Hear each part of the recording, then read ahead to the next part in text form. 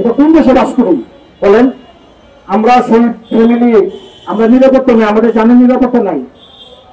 আমরা 4টা বাজে বলার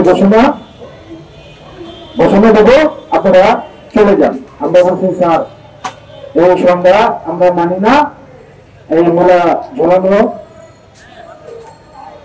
আমরা এটা মানি না, আমাদের আইনি ভর্তি হতে হবে। এই কথা বলার পরে আমরা ওখানে নামাজে দাঁড়াবো, তখন বাজে 1:20।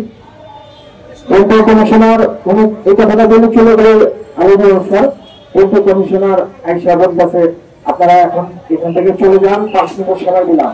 5 মিনিট যদি না যান তাহলে তোমার কথাই বলে চলে 5 মিনিট পরে এই একত্রিত ভাবে হামলা করলো, লাঠি চার্জ করলো, আমার ভোট দিয়া লাঠি এলো, আমার এই চিহ্ন আছে এখানে, আমি আঘাত পাইছি, আমি এখন সিঁড়িটা উঠতে পারি না, প্রচন্ড ব্যথা, প্রচন্ড আহত আমার ছেলেদেরকে, এবং আমি সব বাবা আমাকে মারলো।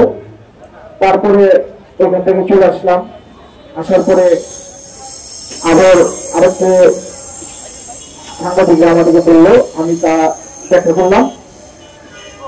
তারপরে মিডিয়াতে এসে দেখলাম সালুদ্দিন সাহেব নাকি বললো এখানে আওয়ামী লীগের ফ্যাসিস্ট।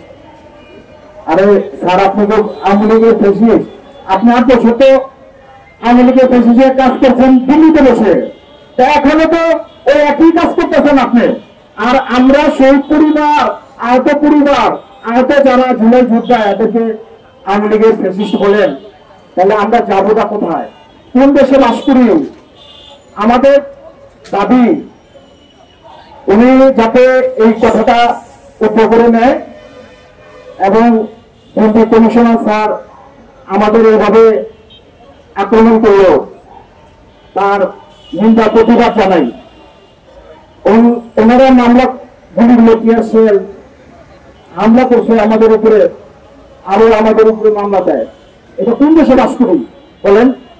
আমরা সেই ফ্যামিলি, আমরা নিরাপত্তা নেই, আমাদের জানের নিরাপত্তা নাই।